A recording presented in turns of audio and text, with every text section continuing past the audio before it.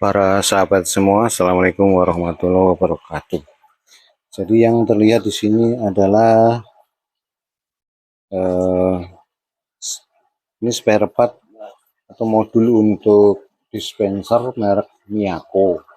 Dispensernya merek Miyako. Jadi kenapa ini diganti? Karena kemarin itu terkena uap air ya. Sebenarnya ini terkena uap air sehingga ada yang putus meledak. Sempat saya jumper. Pertama itu fuse-nya nih ya. Ini ada fuse-nya di sini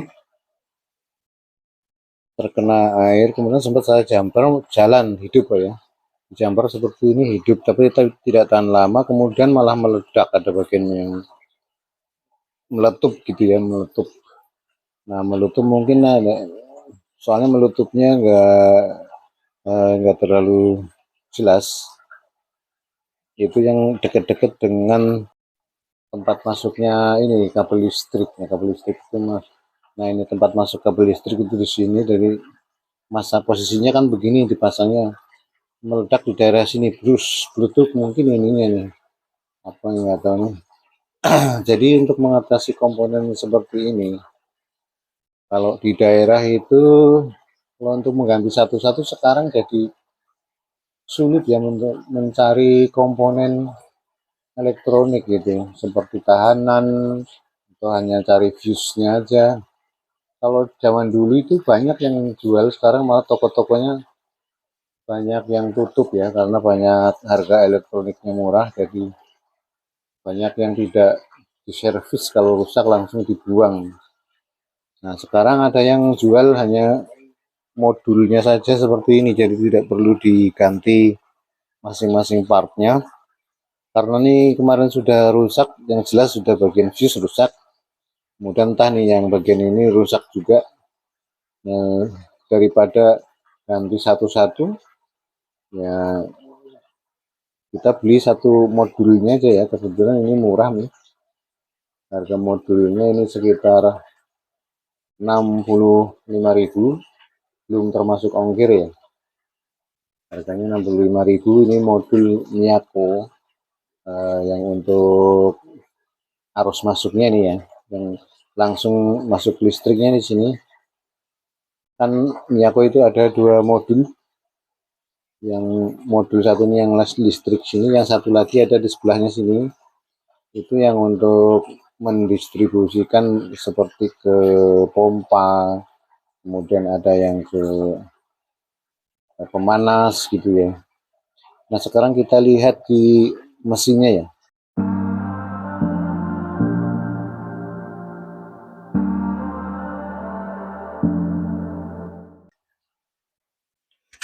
Nah, ini adalah mesin dispensernya untuk yang merek Miyako ya. Mereknya ini Miyako ya. Modelnya itu ada di belakang ya. Kalau melihat modelnya, kita bisa cek di untuk untuk membeli apa spare partnya, terus melihat modelnya di sini, model barangnya ya. Jadi harus dipaskan model barangnya dengan spare part yang akan kita beli. Nah, sekarang kita kita tunjukkan dulu bagian yang ini, posisinya di mana di dalam mesin. Jadi dibuka dulu ya. Nah, pertama kita lepas baut-bautnya yang ini ya. Bautnya ini dilepas, lepas ya. Supaya kita bisa buka bagian ini. Kita tidak buka semua untuk melihat bagian dalamnya ya. Hanya supaya kita bisa tarik ke atas ini. Nah, sekarang kita bisa lihat di bagian dalamnya ya. Jadi ini kenapa bisa rusak itu disebabkan karena uap air ya. Uap air yang menguap terus dari bagian pemanas itu ya, bagian ada termosnya. Itu tempat penyimpanan ini, termosnya sini. Nah, ini kalau udah panas, jadi bisa terjadi kebocoran di bagian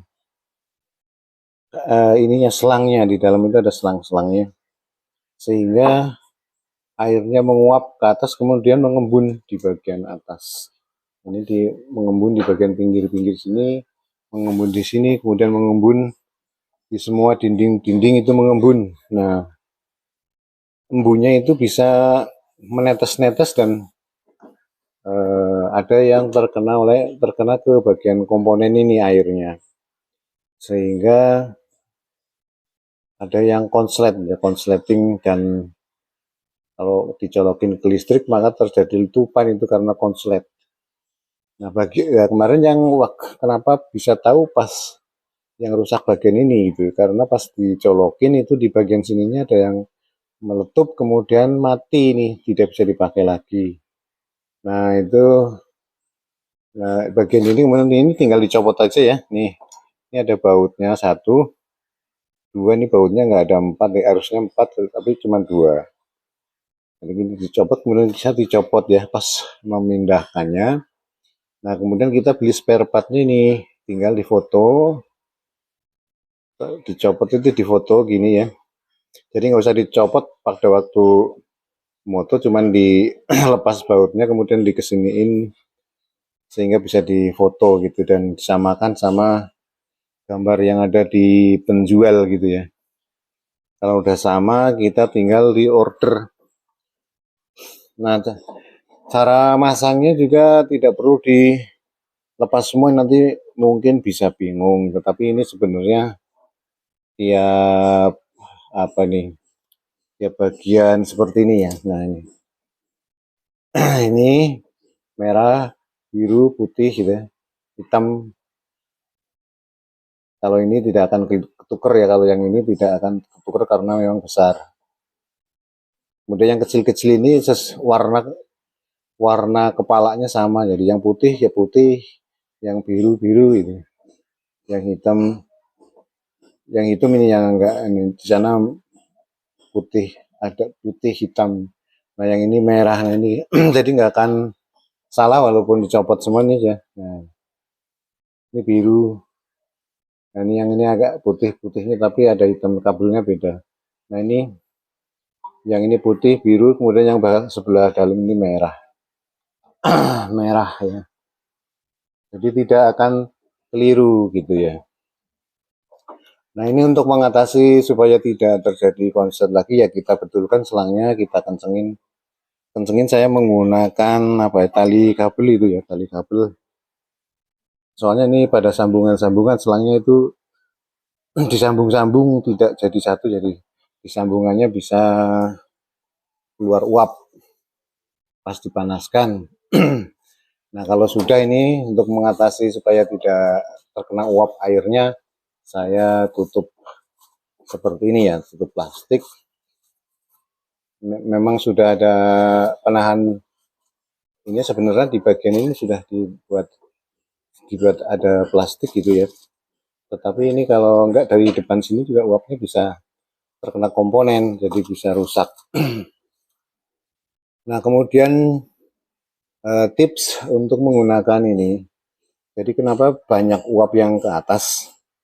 Ini karena lubangnya di atas ini lubangnya besar, jadi saya tutup lubangnya menggunakan lakban supaya tidak ke atas. Nah, kalau dibuka bagian atasnya sini ya, kita buka bagian atas, nah kelihatan di sini ada lubang besar itu, dari sini jadi uapnya langsung ke atas sehingga banyak uap ke atas yang menetes ke bawah. Jadi tertahan sama tutupnya ini, kemudian uap pada jatuh ke bagian ini. Nah, uap panas itu sebetulnya dikeluarkan, cara kerjanya ini dikeluarkan menggunakan ini apa namanya, ini ada blower ya. Ini blower ini untuk mendinginkan, sebenarnya dia mendinginkan bagian alat pendingin ya. Saya lupa namanya untuk bagian alat pendingin ini, tidak menggunakan freon ya, tapi pendingin elektronik. Jadi di sini ada blowernya untuk mendinginkan. Nah, itu fungsinya juga kalau ada uap di sini, disedot ke sini, disedot keluar ke sini. Panasnya itu disedot ya, ada uap kesedot ke sini, jadi tidak ngumpul di bagian sini, tapi kesedot jadi hilang. Nah, masalahnya ini kalau tidak dihidupkan, uapnya tertahan di sini. Jadi tertahan kalau terus masuk ke sini, maka bisa masuk ke atas ini bisa mengenai komponen-komponen elektronik ini ya. Itu yang jadi masalah. Jadi sebaiknya kalau mau memanaskan atau menggunakan pemanas dari dispenser ini, pendinginnya juga harus dihidupkan karena satu-satunya blower itu ada di bagian pendingin. Jadi dia akan sekaligus mengeluarkan uap panas. Di blowernya ini atau ini sebenarnya exhaust dari dalam sana keluar sini. Panasnya dikeluarkan oleh ini kalau nggak dinyalakan bagian pendingin ini pendingin ya. Nah, ini pemanas ini tombol on off. Ini on off-nya, ini pemanas, ini pendingin. Jadi kalau kita pakai pemanas sebaiknya pendinginnya juga dijalankan supaya blowernya kalau ada uap